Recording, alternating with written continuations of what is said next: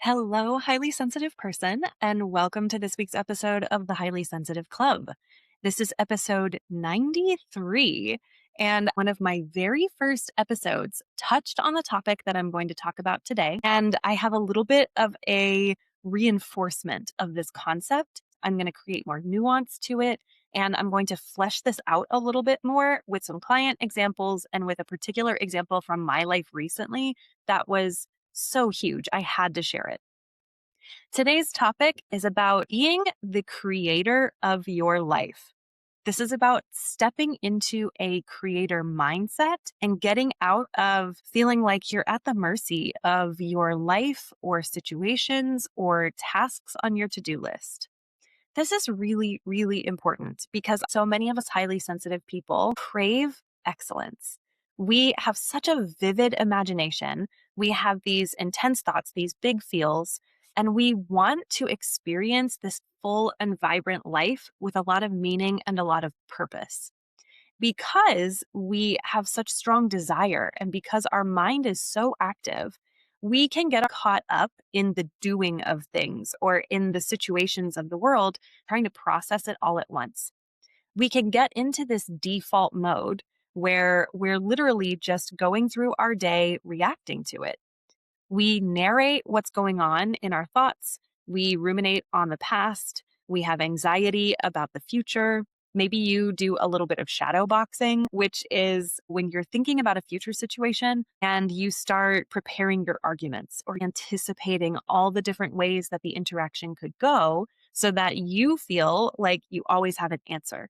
A lot of times when we get to the situation, we didn't need most of that information and it made us agitated getting prepared for it. If you find that you're taking in so much information that you're falling back into this default mode, you're reacting to things and you're not being thoughtful about how you're approaching your life, that can lead to a lot of signs and symptoms that it's time to change the way that you're approaching your life and the things in it. A big one is burnout. If you are overworking, if you're overthinking, and if you're focused on doing more and more or getting everything done right now, that's an easy way to start feeling overwhelmed. When you chronically feel overwhelmed, stressed, and or anxious, it leads to burnout. You feel this deep sense of exhaustion and numbness in your mind and in your body because it feels like you've been doing too much for too long and it doesn't feel like there's any end in sight, even when there is literally an end in sight, the end of the to-do list or the end of a situation. You're probably focusing on all the things that you don't have. You don't have enough money. You don't have enough time. You don't have enough support. You don't have enough resources. You don't have enough knowledge. When you think like that, you're stuck in this victim mode where it feels like everything is outside of your control. You don't know how to move forward. And no matter what you do, it's not going to make any difference at all. Both of these ways of thinking I see in a lot of highly sensitive people. A lot of our brains like to default to this. There's so much information coming at us that it can feel difficult to parse it out if we're not being thoughtful and intentional about it. I'm going to walk you through the three different kinds of mindsets.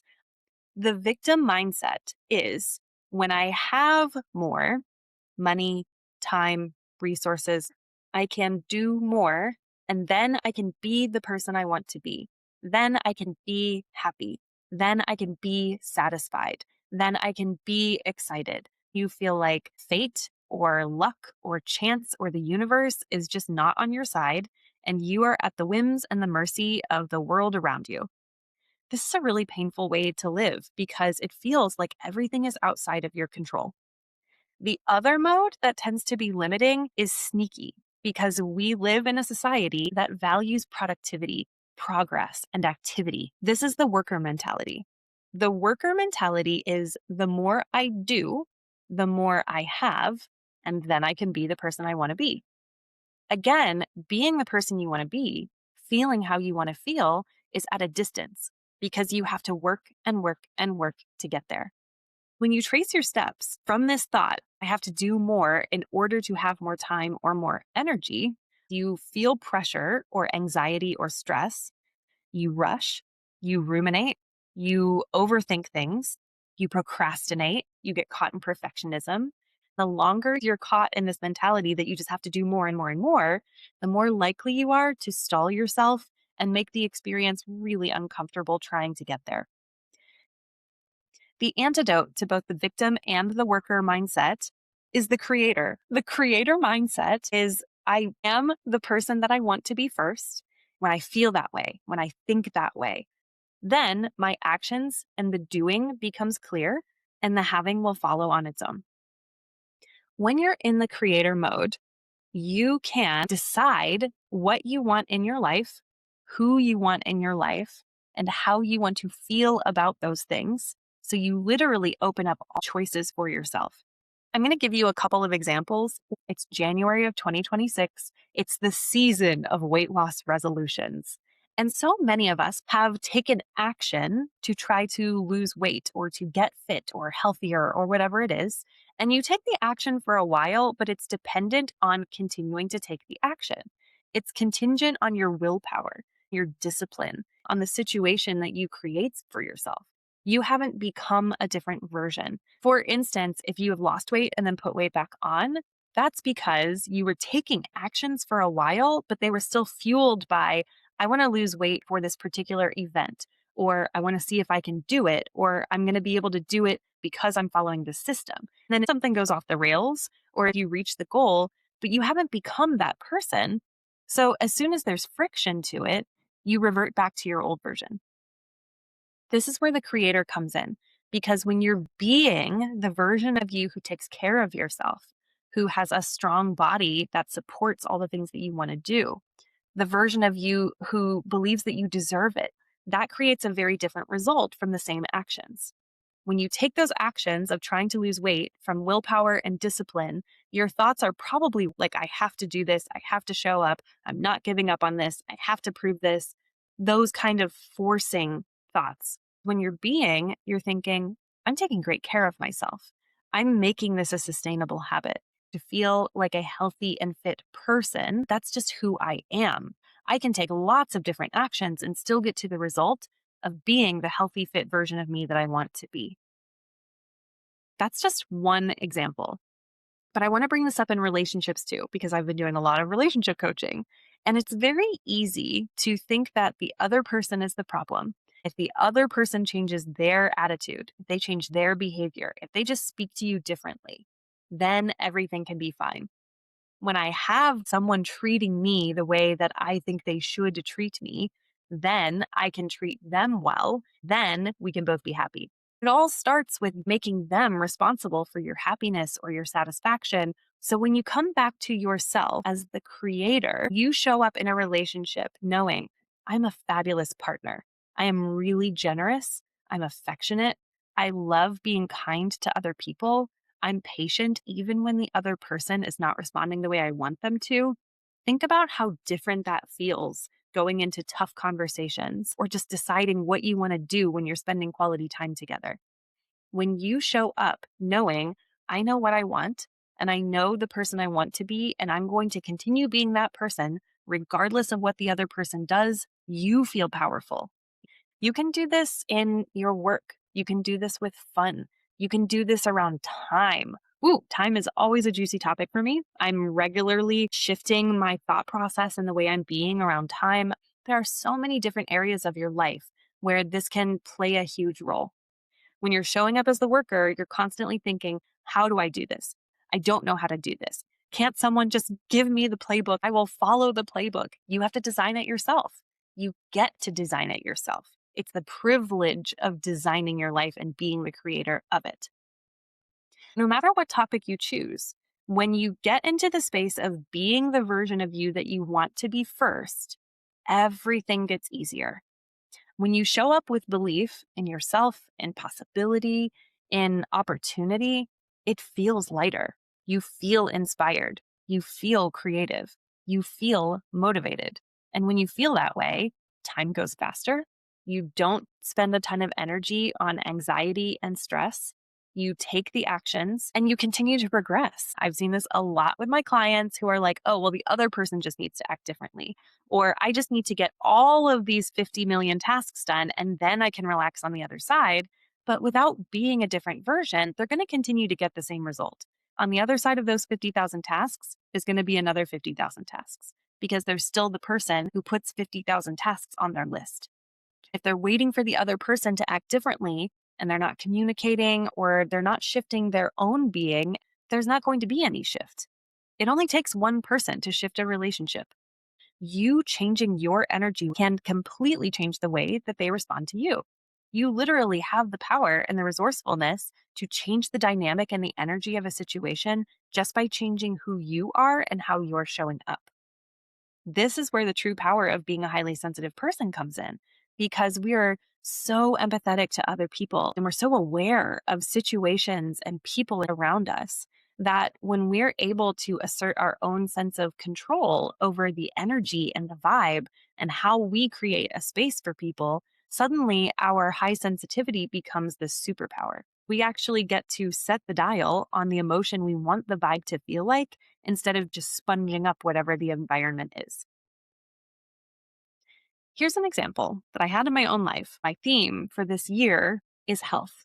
It's not only my mental health and changing the way that I approach things in my life, but it's also physical health because I have a wedding coming up in October, my wedding, and I want to feel good and I want to look good. It's about me wanting to feel strong. I was a competitive rower in high school all 4 years, and that's a very intense sport. It was 6 days a week, 2 hours a day, and it was 4 seasons a year. We would either be on the water or we would be training on the rowing machines off the water. I didn't know at the time that I was prone to depression and anxiety. I constantly pushed myself and I had very little time to rest and recharge. So even though I love being on the water and I love rowing, a lot of my experience when I look back on it was really painful. I didn't have good tools at the time to manage the mental stress of it. And it felt like something I wanted to do, but I also felt like it was something I had to do. As I'm getting into the habit of moving my body and exercising, I noticed this baggage coming up because I had associated physical exercise and fitness with pushing myself, judging myself, and being hard on myself. Now I'm better equipped as an adult because I'm finding the middle ground. So I decided that I was going to make this really easy for myself. I came up with a list of potential stretches and movements that I could do. And then I just decide in the moment what would feel good for my body and what feels like something that would be helpful for me in the long run. One of the things that I decided the other day is to do a plank. There's nothing for me to do. I'm literally just holding myself in place so my brain can become very active.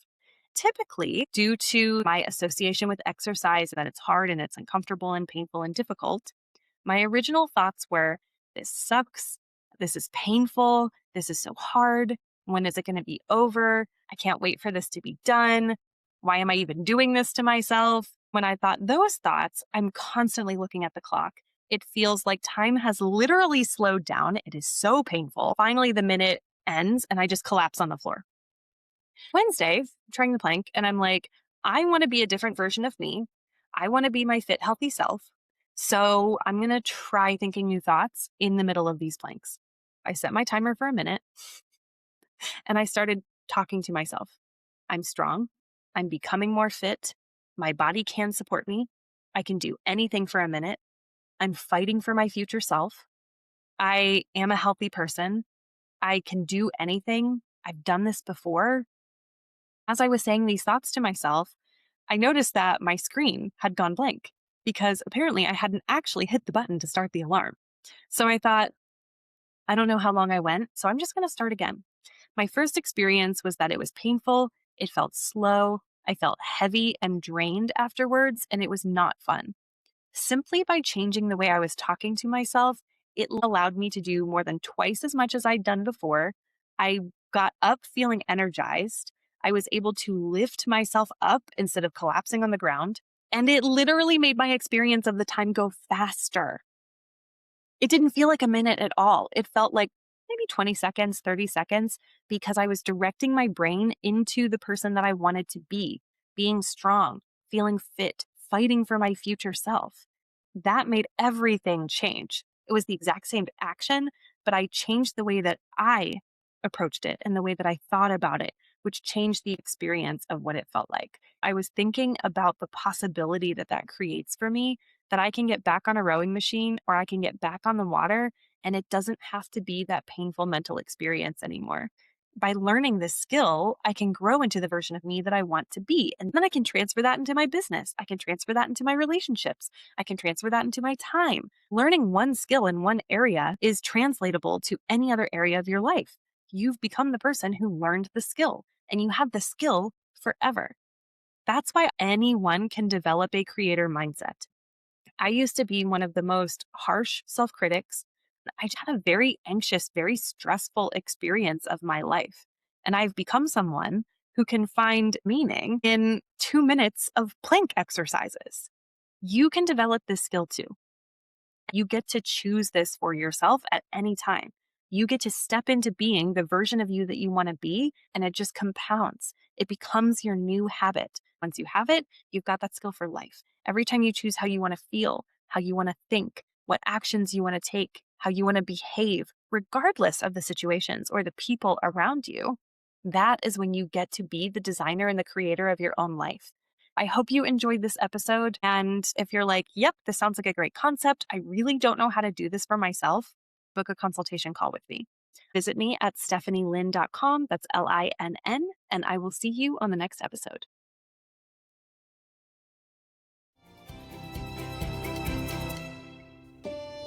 Thanks for listening. If you're ready to take what you learned today to the next level, head over to Stephanie Linn, that's Linn.com, and book a consultation call to get started.